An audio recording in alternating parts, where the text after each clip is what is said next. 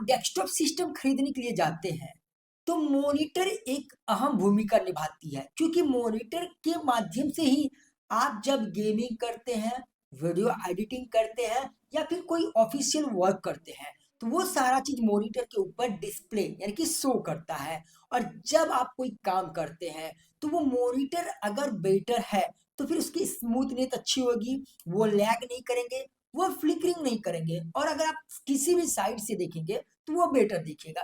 तो ऐसे में मॉनिटर का सही होना बहुत जरूरी है।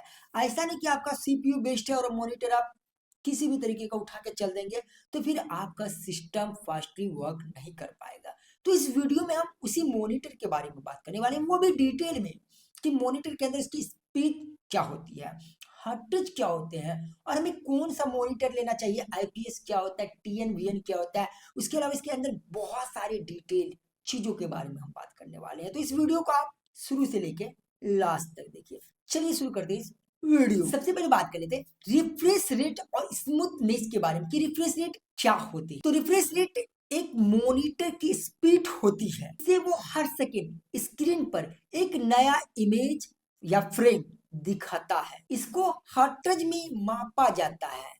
हर्ट्ज का मतलब क्या होता है, पर सेकेंड रिफ्रेश काउंट। अब एग्जांपल के थ्रू समझते हैं कि ये हर्ट्ज क्या होता है। देखिए, अगर आपका मॉनिटर 60 हर्ट्ज का है तो इसका मतलब है कि वो एक सेकेंड में 60 बार जो इमेज को है ना वो अपडेट करेगा। या अगर वो आपका जो हर्ट्ज है वो 144 का है तो वो एक सेकेंड में 144 बार जो है कि इमेज को अपडेट करेगा। अब यहाँ पे हर्ट्ज का मतलब क्या होता है कि जितना ज्यादा आपका हर्ट्ज रहेगा उतना ही स्मूथनेस आपका मॉनिटर वर्क करेगा। तो इसीलिए यहाँ पे ना जितना ज्यादा हर्ट्ज रहेगा उतना बेस्ट आपके लिए है। तो जनरली देखिए मिनिमम जो नॉर्मल से नॉर्मल यूज करते हैं वो 60 यूज करते हैं, लेकिन अभी के डेट में कम से कम मुझे जहां तक लग रहा है कि 120 के अप्रोक्स ऊपर आपको जाना चाहिए। तो वो वाला जो मॉनिटर है वो बहुत ही अच्छा स्मूथनेस वर्क करता है। अब थोड़ा जान लेते हैं कि हाई रिफ्रेश रेट का बेनिफिट क्या होता है। सबसे पहला तो इनपुट लैग कम होता है। लाइक जब आप माउस पे क्लिक करते हैं या ड्रैग एंड ड्रॉप करते हैं या किसी चीजों को इधर से उधर करते हैं तो ऐसे में क्या होता है कि वो स्लो वर्क नहीं करता है। अगर आपका हर्ट्ज ज्यादा है तो वो पूरा स्मूथली वर्क करता है। बात देखिए, आपको एक्शन स्क्रीन पर जल्दी दिखाता है। मान लीजिए आप कोई काम कर रहे हैं तो वो काम जैसे आप क्लिक किए वो तुरंत दिखा दिया, जैसे आप कोई वर्क करें वो तुरंत दिखा दिया। तो ये जल्दी वर्क करता है। उसके अलावा यहाँ पे एनिमी को भी ट्रैक करने में आसान होता है। लेकिन अगर आप एक गेमर हैं तो आपको पता होगा कि जब आप अपने दुश्मन को मारते हैं तो स्क्रीन पे अगर वो थोड़ा सा लैग करे, इधर उधर करे, तो फिर पता चलेगा दुश्मन को मारने से पहले खुद को मार दिया जाएगा। तो ऐसे में जो आपका स्क्रीन है वो स्मूथनेस होना चाहिए और वो प्रैक्टिकली तुरंत काम करना चाहिए। तो वो भी जरूरी होता है हर टच की वजह। जो हाइयर रिफ्रेश रेट होते हैं ना वो क्या करते हैं कि जो फ्लिकरिंग करते हैं ना, आप देखते होंगे कि मॉनिटर पे कभी कभी फ्लिकरिंग करते हैं तो उसको वो रिड्यूज करते हैं। अगर आपका कम हर्ट्ज वाला हो तो फिर वो उसको रिड्यूज ना कर पाए, लेकिन अगर ज्यादा है तो वो रिड्यूज भी कर देंगे। कॉमन रिफ्रेश रेट के बारे में बात कर लेते हैं। जनरली 60, 75, 120 या फिर 165, 360 इस तरीके के होते हैं। लेकिन जो नॉर्मल यूज करते हैं लाइक 60 में वो बहुत ज्यादा नॉर्मल यूज होता था। अभी के डेट में अगर आप वो 60 हर्ट टच का मॉनिटर यूज करें तो फिर आप समझिए पुराने जमाने में जा रहे हैं। लेकिन कम से कम मिनिमम आपको यूज करना चाहिए तो 120 के ऊपर। लाइक जैसे अभी हमने एक मॉनिटर कर दिया वो 165 है। या फिर अगर आपको अल्ट्रा वर्क करना है, गेमिंग करना है, वीडियो एडिटिंग करना, मतलब ड्रिल काम करना है, तो फिर आप 360 से ऊपर जा सकते हैं। लेकिन ध्यान दे, जितना ज्यादा हर्ट टच उतना ज्यादा पैसा, आप समझ सकते हैं। चलिए हम आपको एग्जांपल समझाते हैं। अभी हाल फिलहाल में मैंने एक मॉनिटर परचेज किया है जो कि 165 हर्ट टच का है, ठीक है, 165, और उसका प्राइस है 14,000। और वहीं पे सेम मॉनिटर, सारा चीज सेम, और उसमें मात्र 60 हर्ट टच का था और उसका प्राइस था 10,000। Approx different 4,000। समझ रहे हो, सिर्फ हार्ट टच का डिफरेंट हुआ और यहाँ पे 4,000 का डिफरेंट हो गया। तो इसीलिए, लेकिन अगर आप गेमर है, वीडियो एडिटर है, आपको अच्छे खासे वर्क कर रहे हैं तो फिर आपको ज्यादा हार्ट टच वाले ही मॉनिटर लेनी चाहिए। तो हमने आपको बता दिए रिफ्रेश रेट के बारे में, स्मूथनेस के बारे में, कि यह हार्ट टच वगैरह क्या होता है और इसके क्या बेनिफिट है। दूसरा जो ऑप्शन है वो है रिजोल्यूशन एंड क्लियरिटी। रिजोल्यूशन का मतलब होता है कि आपकी स्क्रीन पर कितना पिक्सल डॉट लगा हुआ है। जितना ज्यादा पिक्सल डॉट लगा होगा उतना ही आपका जो स्क्रीन है वो क्लियर दिखाई देगा।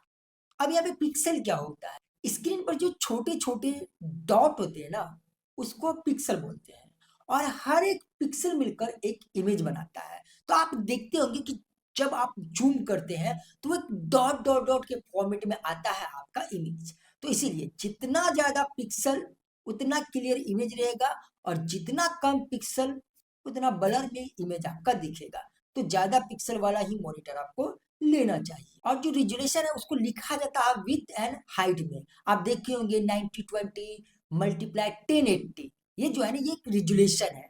या फिर इसी में आप देखे होंगे जैसे 1280 मल्टीप्लाई 720, इस तरीके की इसका एक रिजोल्यूशन होते हैं। तो जो रिजोल्यूशन यूज होता है ना वो होते हैं HD, full HD, Q HD, या फिर अल्ट्रा एचडी। लाइक जैसे देखिए अभी के डेट में क्या होता है कि जो नॉर्मल यूज करते थे पहले वो एचडी में यूज करते थे, लेकिन अभी ज्यादातर लोग फुल एचडी यूज करते हैं। लेकिन जो गेमर होते हैं, जो वीडियो एडिटर, जो हाई तरीके के गेमिंग करते हैं, या तो वो 2K या 4K का इस्तेमाल करेंगे। 4K में क्या होता है कि बहुत सारे पिक्सल्स होते हैं, और जो क्वालिटी होते हैं वो बहुत ज्यादा स्मूथ और क्लियर दिखाई देते हैं। तो जनरली अगर आपका बजट कम है तो वहां पे आप फुल एचडी में जा सकते हैं, लेकिन एचडी से ऊपर ही चलिए, अगर उससे आप कम चलते हैं तो फिर अभी के डेट में मॉनिटर लेने का कोई फायदा नहीं है। तो बाकी आप फुल एचडी से ऊपर जा सकते हैं। बाकी आपका बजट बहुत ज्यादा है तो आप 4K भी ले सकते हैं। ये भी ध्यान देना है, ये नहीं कि हम बड़ा स्क्रीन ले लिए और जो रिजोल्यूशन है वो कम लेंगे। तो इससे क्या होगा कि अगर स्क्रीन बड़ा है और रिजोल्यूशन कम है तो फिर आपका जो फोटो का क्वालिटी यानी क्लियरिटी वो कम दिखेगा। तो इसीलिए रिजोल्यूशन भी ज्यादा होना बहुत जरूरी है। तो ये था रिजोल्यूशन एंड क्लियरिटी। जो है वो है panel type, view angle, site. जो मॉनिटर में मैनुअली 3 टाइप के ही ना पैनल होते हैं। एक होता है आईपीएस, एक होता है वीए, एक होता है टीएन। पैनल टाइप का क्या यूज है, देखिए इससे आप ये डिसाइड कर सकते हैं कि उसकी कलर क्वालिटी क्या है, व्यू एंगल क्या है। लाइक हम अगर मान लेते हैं कि हम यहाँ पे खड़े हैं और हमारे सामने ही मॉनिटर है, अगर हम उसे दूसरी जगह से देखें तो वो कैसा दिखेगा, उसकी कॉन्ट्रास्ट क्या है, उसका रिस्पॉन्स टाइम और स्पीड क्या है। तो ये सभी हम देख सकते हैं टाइप पैनल के माध्यम से। ओके, तो जनरली अभी के डेट में जो है वो इजिली, चाहे आप गेमिंग कर रहे हैं या फिर आप ऑफिशियल वर्क कर रहे हैं या फिर आप वीडियो एडिटिंग कर रहे हैं, तो ज्यादातर जो है ना आईपीएस चल रहा है। आईपीएस का जो फुल फॉर्म होता है वो होता है इन पैनल स्विचिंग। ठीक है, तो अभी के डेट में इन्हीं का ज्यादातर इस्तेमाल होता है। तो अगर आपका बजट एकमात्र है तो आप आईपीएस ले सकते हैं, लेकिन अगर आपका बजट कम है तो आप बी और टीएन भी ले सकते हैं। लेकिन जनरली अभी के डेट में इनका यूज ना ही करें तो बेटर होगा, क्योंकि हम लोग फ्यूचर देख के नहीं चलते हैं। अगर फ्यूचर नहीं दिखेंगे तो फिर कैसे होगा। टीएन वी वो जा चुका है, बाकी हम लोग आईपीएस में चल जाएंगे। ठीक है, कोई दिक्कत नहीं होगा, आप ले सकते हैं। बजट बढ़ाना है बढ़ा सकते हैं, अगर बजट कम है तो जाइए टीएन वी में ले लीजिए, कोई दिक्कत नहीं है। लेकिन जनरली अभी आईपीएस ही चलता है, क्योंकि आईपीएस का देखिए आईपीएस में क्या होता है कि उसका कलर क्वालिटी तो बेस्ट होते हैं, और उसका जो व्यू एंगल होता है ना वो बहुत अच्छे होते हैं। मतलब हम किसी भी जगह से, मान लेते हैं मेरा व्यू एंगल इधर है लेकिन हम दूसरी जगह दूसरे कॉर्नर से देख रहे हैं, फिर भी वो इजीली अच्छे से दिखाई देगा, इसमें कोई दिक्कत नहीं है। तो इसलिए हम आईपीएस सजेस्ट करते हैं कि आईपीएस ही ले। बात कर लेते हैं कनेक्शन पोर्ट के बारे में। जी हाँ, अभी के मॉनिटर में आपको पता होगा पहले के मॉनिटर में क्या था, एक वीजीए केबल या एचडीएमआई केबल लगता था, और बाकी एक जो पावर केबल है वो लगता था सप्लाई के लिए। लेकिन अभी के जो इतने भी स्मार्ट मॉनिटर आ रहे हैं उसके अंदर क्या होते हैं, अलग अलग तरीके के पोर्ट भी होते हैं।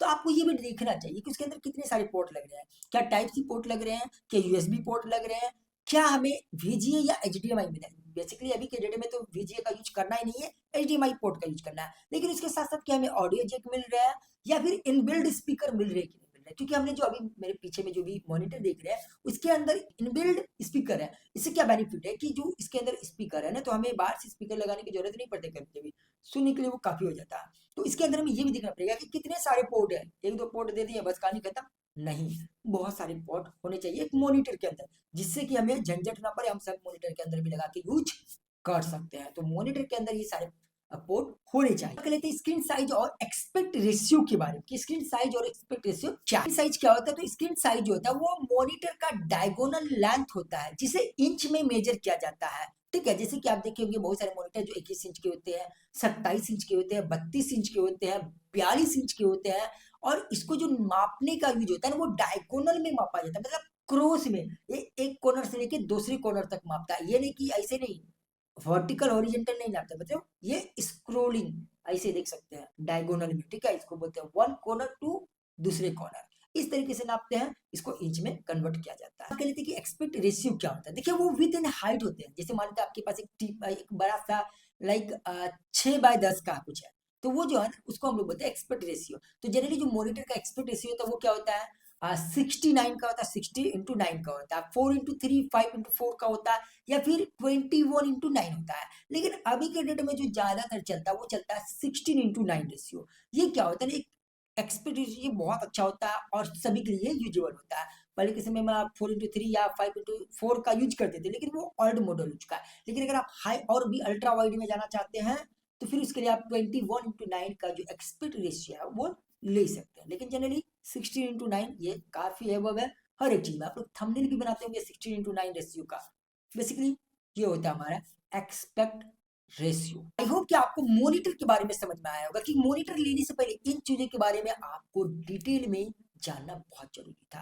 तो वीडियो अच्छा लगे तो लाइक कीजिए, अपने दोस्तों के साथ शेयर कीजिए, चैनल पे नए हैं तो चैनल को भी सब्सक्राइब कर लीजिए। इससे पहले हमने 3 वीडियो बना चुके हैं, रैम के बारे में, एसएसडी के बारे में और हार्ड डिस्क के बारे में, वो भी डिटेल में कि हमें इन सब चीजों को लेने से पहले कैसे इसको हम चेक कर सकते हैं कि हमारे लिए क्या बेस्ट है। तो अगर वो वीडियो आपने नहीं देखा तो आप जाके देख सकते हैं, हमने इसका एक प्ले लिस्ट बना दिया है, तो वहाँ पे आप इजीली देख सकते हैं। चलिए मिलते हैं नेक्स्ट वीडियो।